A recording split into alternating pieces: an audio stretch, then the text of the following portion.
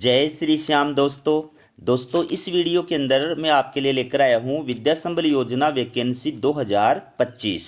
चलिए वीडियो की शुरुआत करते हैं। ये आप देखिए, राजकीय डूंगर महाविद्यालय बीकानेर के द्वारा ये प्रेस विज्ञप्ति जारी की गई है।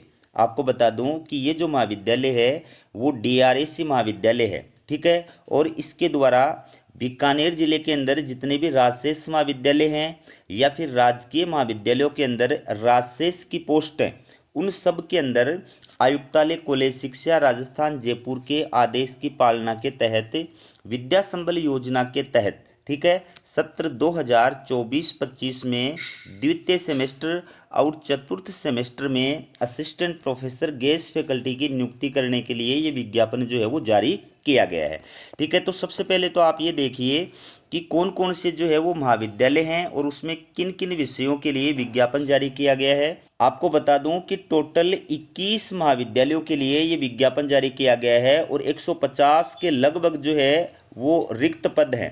तो आप देखिए, सबसे पहला महाविद्यालय है राजकीय डूंगर महाविद्यालय और इसके अंदर ये विषय हैं और प्रत्येक विषय के अंदर रिक्त पद की डिटेल दी गई है। इसके बाद में राजकीय महाविद्यालय गंगाशहर बीकानेर, इसके अंदर ये विषय हैं और प्रत्येक विषय के अंदर एक एक रिक्त पद है।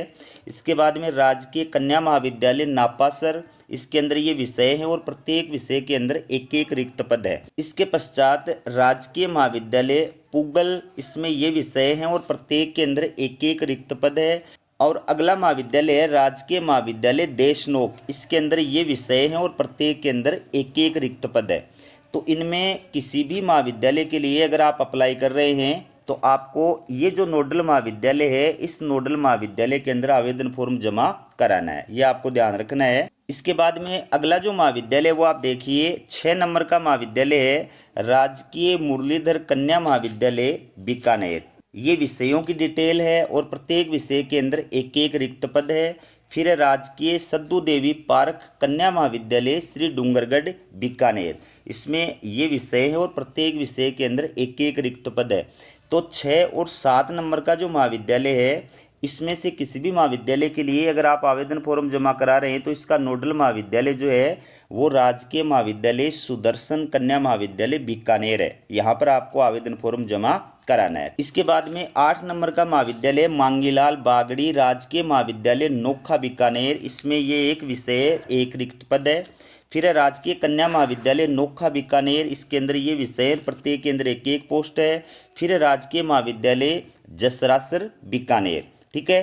तो इनमें से किसी भी महाविद्यालय के लिए अगर आप आवेदन फॉर्म जमा करा रहे हैं क्रम संख्या 8 से लेकर के 10 तक, तो इसका नोडल महाविद्यालय है मांगीलाल बागड़ी राजकीय महाविद्यालय नोखा, यहाँ पर आपको आवेदन फॉर्म जमा कराना है। इसके बाद देखिए 11 नंबर का महाविद्यालय राजकीय महाविद्यालय कोलायत बीकानेर, ये विषय है और प्रत्येक विषय के अंदर एक एक रिक्त पद है। फिर राजकीय कन्या महाविद्यालय कोलायत बीकानेर, ये विषय हैं और प्रत्येक के अंदर एक एक रिक्त पद है। इसके बाद में राजकीय महाविद्यालय हंदा कोलायत बीकानेर, इसमें ये विषय हैं और प्रत्येक के अंदर एक एक रिक्त पद है। तो क्रम संख्या 11 से लेकर के 13 तक अगर किसी भी महाविद्यालय के लिए आप आवेदन फॉर्म जो है अप्लाई कर रहे हैं तो इसका नोडल जो महाविद्यालय है वो है राजकीय महाविद्यालय कोलायत, यहाँ पर आपको अपना आवेदन फॉर्म जमा कराना है। इसके बाद में देखिए क्रम संख्या 14, ठीक है, 14 नंबर का महाविद्यालय राजकीय महाविद्यालय छत्तरगढ़ बीकानेर, ये विषय हैं और प्रत्येक के अंदर एक एक रिक्त पद है। तो 14 नंबर का जो महाविद्यालय है इसके लिए आवेदन फॉर्म आपको इसी महाविद्यालय के अंदर जमा कराना है, ठीक है। इसके बाद में 15 नंबर का महाविद्यालय राजकीय महाविद्यालय बज्जू बीकानेर, राजकीय महाविद्यालय गोड्डू बीकानेर, राजकीय कन्या महाविद्यालय बज्जू बीकानेर, ये 3 महाविद्यालय क्रम संख्या 15 से लेकर के 17 तक। इनमें से किसी भी महाविद्यालय के लिए आप अप्लाई कर रहे हैं तो इसका नोडल महाविद्यालय है राजकीय महाविद्यालय बज्जू बीकानेर, ठीक है। और प्रत्येक महाविद्यालय के सामने विषय ये जो है डिटेल दी गई है और प्रत्येक विषय के अंदर एक एक रिक्त पद है। फिर 18 नंबर का जो महाविद्यालय है ये है राजकीय महाविद्यालय श्री डूंगरगढ़ बीकानेर, ये इसमें विषय है, प्रत्येक विषय के अंदर एक एक रिक्त पद है। फिर है राजकीय महाविद्यालय मोमासर श्री डूंगरगढ़, इसमें ये विषय है और प्रत्येक विषय के अंदर एक एक रिक्त पद है। तो इन दोनों महाविद्यालयों के लिए यानी क्रम संख्या 18 और 19, इनमें से किसी भी महाविद्यालय के लिए आप अप्लाई कर रहे हैं तो इसका नोडल महाविद्यालय है राजकीय महाविद्यालय श्री डूंगरगढ़ बीकानेर, यहाँ पर आपको आवेदन फॉर्म जमा कराना है। फिर 20 नंबर का महाविद्यालय भीमसेन चौधरी राजकीय महाविद्यालय लूणकरणसर बीकानेर। इसका नोडल महाविद्यालय भी यही है। इसी महाविद्यालय में आपको आवेदन फॉर्म जमा कराना है। 21 नंबर का महाविद्यालय राजकीय महाविद्यालय खाजूवाला बीकानेर। इसके अंदर ये विषय है, प्रत्येक विषय के अंदर एक एक रिक्त पद है और इसका नोडल महाविद्यालय भी यही महाविद्यालय, इसी महाविद्यालय के अंदर आपको आवेदन फॉर्म जमा कराना है। ठीक, अब आपको इस विज्ञापन के बारे में बाकी जानकारी प्रदान करूं उससे पहले आप ये देखिए जो निर्देश जारी किए गए हैं। पहला निर्देश जो है इसमें क्या कहा है, सभी रिक्तियां आयुक्तालय कॉलेज शिक्षा राजस्थान जयपुर द्वारा अनुशंसित किए जाने पर ही प्रभावी होंगी एवं संपूर्ण प्रक्रिया आयुक्तालय कॉलेज शिक्षा राजस्थान जयपुर के आदेशों के अधीन रहेगी। दूसरा नंबर में क्या कहा है, उपरोक्त व्यवस्था पूर्णतया अस्थायी है एवं राजस्थान लोक सेवा आयोग से चयनित अभ्यर्थी या स्थानांतरण या कार्य व्यवस्थार्थ शिक्षक उपलब्ध होने तक ही रहेगी। ठीक है। चौथे नंबर में क्या कहा है, इसमें आवेदन पत्र का प्रारूप व अन्य निर्देश राजकीय डूंगर महाविद्यालय बीकानेर की ये जो ऑफिशियल वेबसाइट दी गई है यहाँ पर उपलब्ध है। आवेदक सहायक आचार्य पद हेतु निर्धारित योग्यता रखता हो तथा कालांश के आधार पर अध्यापन कार्य करने हेतु प्रतिबद्ध हो। और 5वें नंबर में क्या कहा है, प्रत्येक महाविद्यालय व विषय हेतु अलग अलग आवेदन करें। आवेदित महाविद्यालय एवं विषय का स्पष्ट उल्लेख करें। आवेदन पत्र पूर्ण रूप से भरा हुआ मैं 100 प्रमाणित दस्तावेज संबंधित नोडल महाविद्यालय में ही जमा कराना सुनिश्चित करें। तो इन निर्देशों का आपको जो है विशेष रूप से ध्यान रखना है। अब मैं आपको जो है इस विज्ञापन की एक एक जो डिटेल है उसके बारे में जानकारी प्रदान करता हूं। सबसे पहले आप देखिए कि इस विज्ञापन के तहत आवेदन फॉर्म जमा कराने की जो लास्ट डेट बताई गई है वो कितनी बताई गई है, ये आप देखिए। इसमें लास्ट जो डेट है वो है 17 मार्च 2025 11 से 2 बजे तक। आप आवेदन फॉर्म व्यक्तिगत रूप से उपस्थित होकर भी महाविद्यालय में जमा करा सकते हैं और डाक के माध्यम से भी महाविद्यालय के अंदर भेज सकते हैं। ठीक है।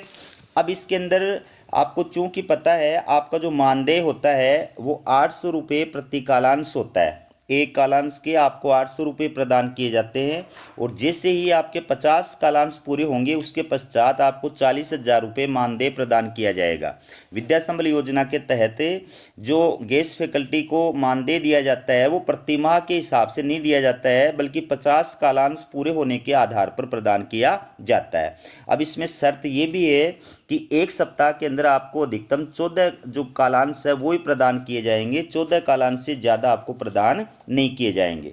बात करें विद्या संबल योजना के तहत आपकी जो सेवाएं हैं वो कब तक ली जाएंगी, तो इसमें 3 बातें बताई गई है। सबसे पहली बात कि जब तक सेमेस्टर की परीक्षा प्रारंभ नहीं होती है तब तक आपकी सेवाएं ली जाएंगी, या फिर सेमेस्टर का जो सिलेबस है वो जब तक पूरा नहीं हो जाता है तब तक आपकी सेवाएं ली जाएंगी, और या फिर विश्वविद्यालय के द्वारा जो पाठ्यक्रम पूरा कराए जाने की अवधि निर्धारित की गई है, कालांश निर्धारित किए गए हैं, उतने कालांश जब तक पूरे नहीं होते हैं तब तक आपकी सेवाएं ली जाएंगी।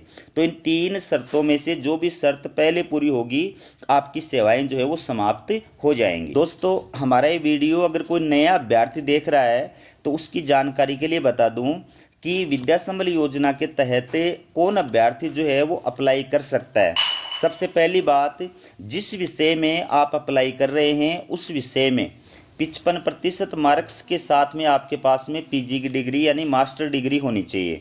आपको ये भी बता दूं कि राजस्थान राज्य के जो मूल निवासी अभ्यर्थी हैं और जो आरक्षित कैटेगरी के अंदर आते हैं, अगर वो सक्षम अधिकारी के द्वारा जारी किया गया जाति प्रमाण पत्र जो आवेदन फॉर्म के साथ में लगाते हैं तो उसको मैक्सिमम मार्क्स के अंदर 5% की छूट दी जाएगी।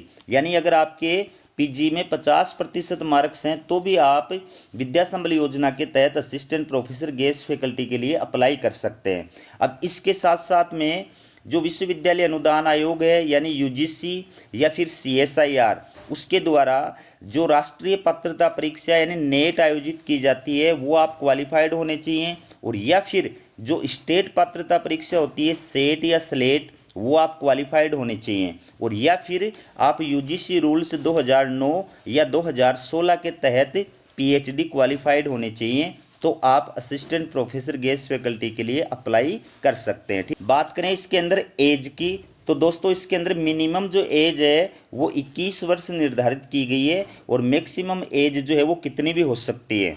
बात करें सिलेक्शन प्रोसेस की, तो दोस्तों विद्या संबल योजना के तहत असिस्टेंट प्रोफेसर गेस्ट फैकल्टी का जो सिलेक्शन किया जाता है वो एपीआई स्कोर के आधार पर किया जाता है। यूजीसी रूल्स 2018 के अंदर कॉलेज में असिस्टेंट प्रोफेसर को शॉर्ट लिस्टेड करने के लिए एक तालिका दी गई होती है। उस तालिका के अकॉर्डिंग आपका जो है एपीआई स्कोर तैयार किया जाता है और टॉप एपीआई स्कोर वाला जो अभ्यर्थी होता है प्रत्येक विषय के अंदर उसको संबंधित महाविद्यालय के द्वारा डॉक्यूमेंट्स वेरिफिकेशन के लिए आमंत्रित किया जाता है। तो जिस टाइम पर आपको डॉक्यूमेंट्स वेरिफिकेशन के लिए बुलाया जाता है उस टाइम पर आपको अपने सारे जो ओरिजिनल डॉक्यूमेंट हैं वो लेकर के उपस्थित होना होता है, ठीक है। और ज्वाइनिंग से पहले आपको एक शपथ पत्र भर करके जो है वो जमा कराना होता है। शपथ पत्र के बारे में मैंने विस्तार से जानकारी जो है वो प्रदान की है, इसी प्लेलिस्ट पर एक वीडियो अपलोड किया हुआ है, वो जा करके आप देख सकते हैं। बात करें आवेदन प्रोसेस की, तो दोस्तों ये जो महाविद्यालय है इस महाविद्यालय की जो ऑफिशियल वेबसाइट है उस वेबसाइट पर जाना है और विस्तृत जो आवेदन फॉर्म है विद्या संबल योजना का वो आपको डाउनलोड करना है। उस आवेदन फॉर्म की पूरी डिटेल आपको फिलअप करनी है और उसके साथ में आपको अपने शैक्षणिक डॉक्यूमेंट जिसके अंदर आपकी मार्कशीट आ जाती है, आपके प्रमाण पत्र आ जाते हैं, आपकी डिग्री वगैरह आ जाती है, उन सब की सेल्फ अटेस्टेड फोटोकॉपी लगानी है। आपकी टीचिंग एक्सपीरियंस की सेल्फ अटेस्टेड फोटोकॉपी लगानी है। अगर आपने पेपर वगैरह पब्लिश कर रखा है तो उसकी सेल्फ अटेस्टेड फोटोकॉपी लगानी है। अगर आपको किसी प्रकार का अवार्ड वगैरह मिला हुआ है स्टेट लेवल का, नेशनल लेवल का या इंटरनेशनल लेवल का, तो उसकी सेल्फ अटेस्टेड फोटोकॉपी लगानी है। और अगर आप आरक्षित कैटेगरी के अभ्यर्थी हैं तो जाति प्रमाण पत्र की सेल्फ अटेस्टेड फोटोकॉपी लगानी है। ये सारे डॉक्यूमेंट्स आपको आवेदन फॉर्म के साथ में लगाने हैं और इसको आपको एक बड़े लिफाफे के अंदर जो है वो डालना है और उस लिफाफे के ऊपर आपको लिखना है विद्या संबल योजना के तहत असिस्टेंट प्रोफेसर के लिए आवेदन फॉर्म। नीचे उस विषय का नाम लिखना है जिस विषय के लिए आप अप्लाई कर रहे हैं।